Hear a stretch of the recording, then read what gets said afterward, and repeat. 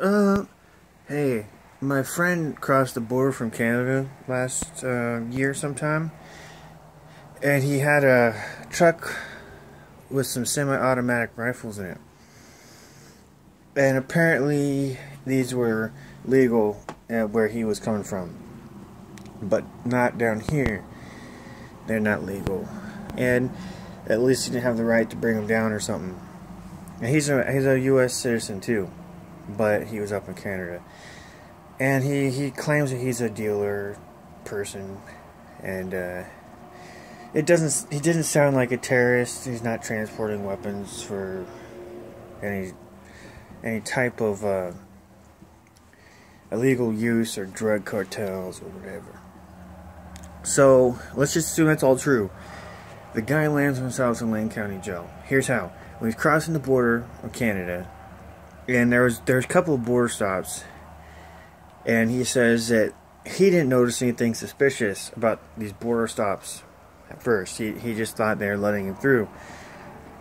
Here's what really happened. At some point he gets out of his truck and he's taking care of some business.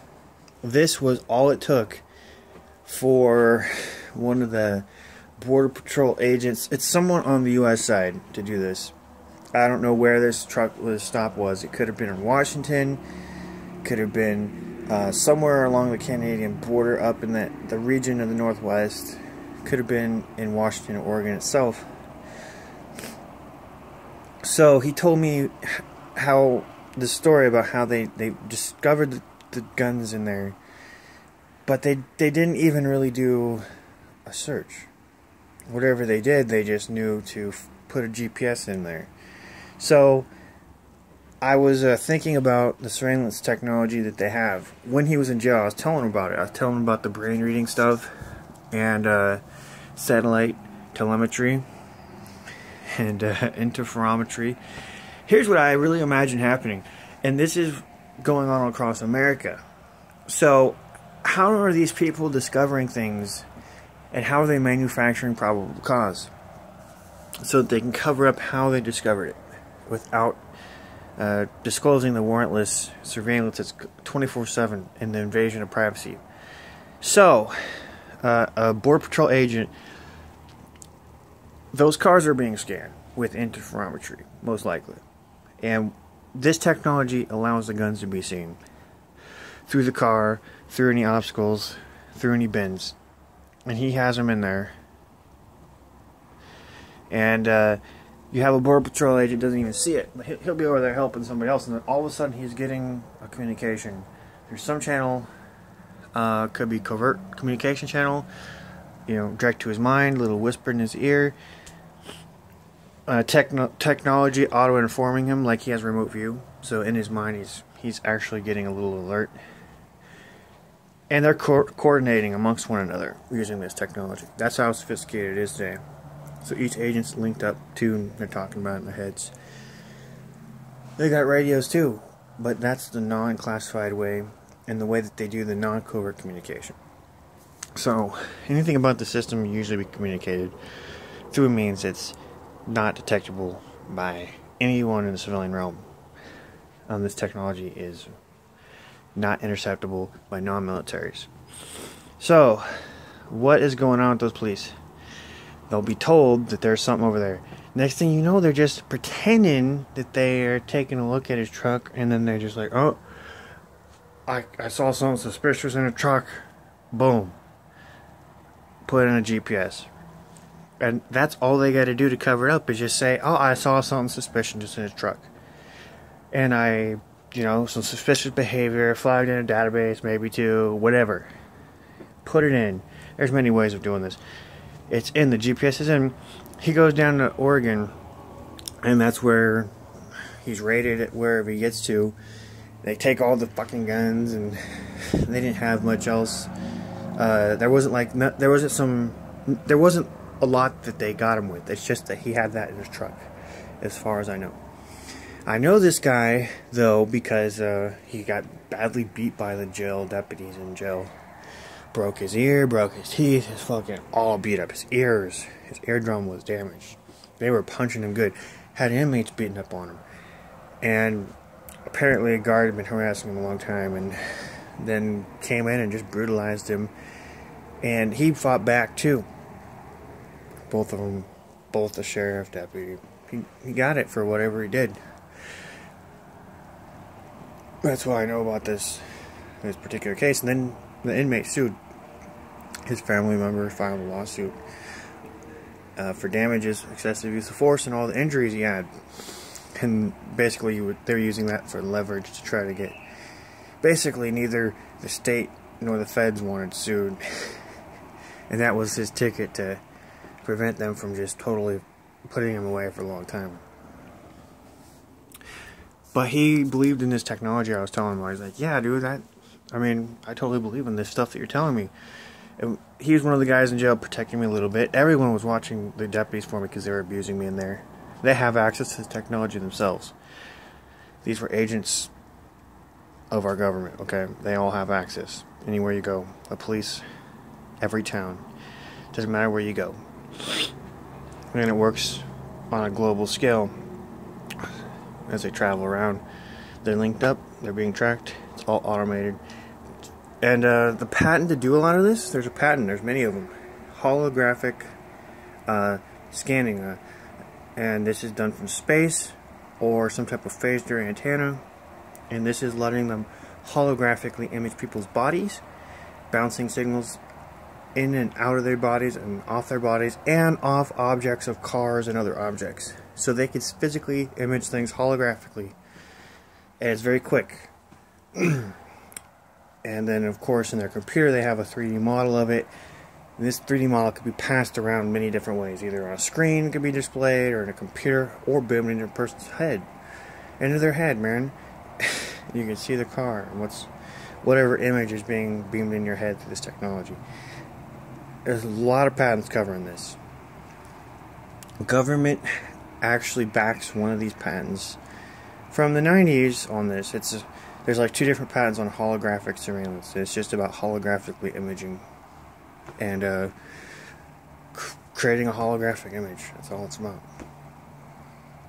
And there's hundreds of satellites up in space working on this, and there's these 25 HARP type arrays that help upload information to the satellites. Also hit people from the ground using these things over long range. There's a lot of potential uses, and they're using it. It's fully built up. And that's how they hide the fact that they didn't have true probable cause to search his car or put a GPS inside of it. They just knew, and they were already spying on him and other people, and they knew it was in the car, which is, and they fabricated their suspicion and why they put GPS on it. Most likely, that happens most of the time. The only one who could truly verify this would be people who have brain reading technology, putting the agents in an fMRI machine or something like that. They're not going to ever tell. That's the one thing that they know never to do. And it's kept out of the courts. It's the same type of stuff that they do with like the Stingrays and the other military technology. They don't tell the courts how they obtain probable cause, and they've been spying on people all the time. And then they manufacture a reason why there's probable cause to now get a warrant to... See, the purpose is that this is helping them increase their success rates, too. So, there's less false targetings of people, unless it's deliberate. And I can't say, I'm not actually going to say that they don't have false positives. I'm just saying that they said this about the stuff in Florida, for example, that they would be spying on a person, already know that they were about to try to get them, and so if they wanted to be able to use this evidence in court, they had to go to a judge and get a warrant at that point. And they'd lie about how they got suspicion to spy on this person through the warrant, of course, to hide the details from the judge. Then they would get the warrant, of course, and then all that information could be used in court. See, but the stuff that they knew beforehand was all secret. They couldn't use that in court. But they had access to that information nonetheless, even the district attorney did. Say the district attorneys have access, the attorney generals, the police. Basically, the prosecutors and the district attorneys are the top police officer in the region that they're in, right? So they're all together on this shit, turns out. And of course, as you get into the correctional system, you have corrections officers and you have civilians who are involved in this too. It leaks out the details, and they're all aiding and abetting each other, and there's worse things that happen.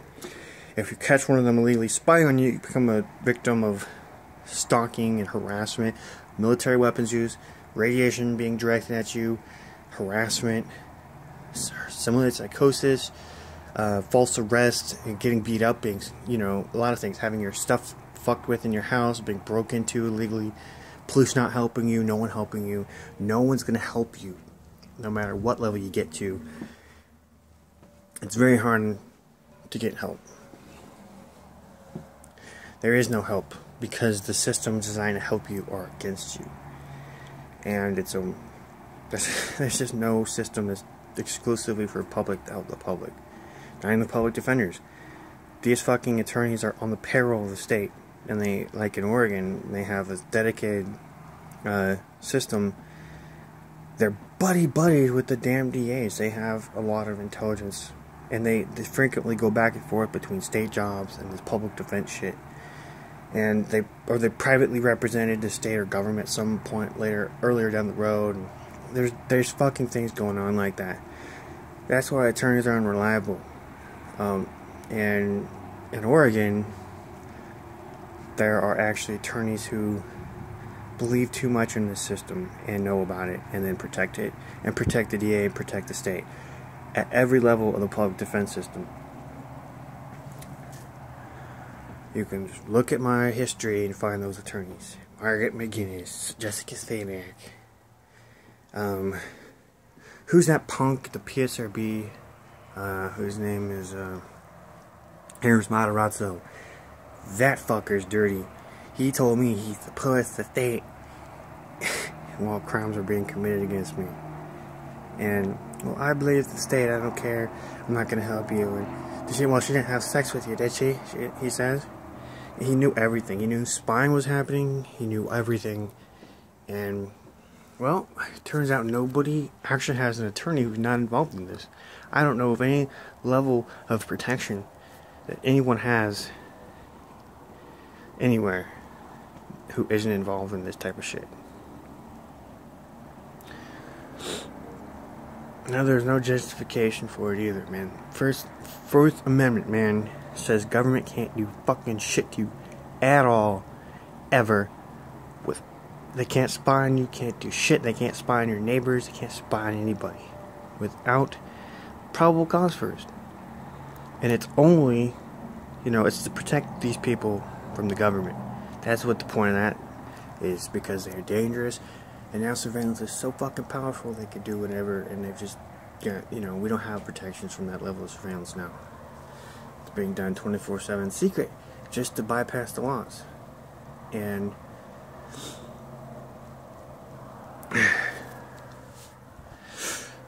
there's people who have been tortured and killed over it.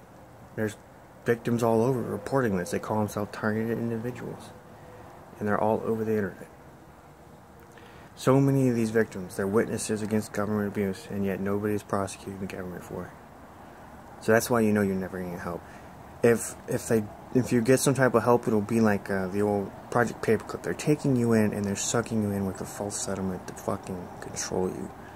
So if government, you know, ever plays nice about it, they're just being nice because they know that you're controllable and you're probably willing to go with it.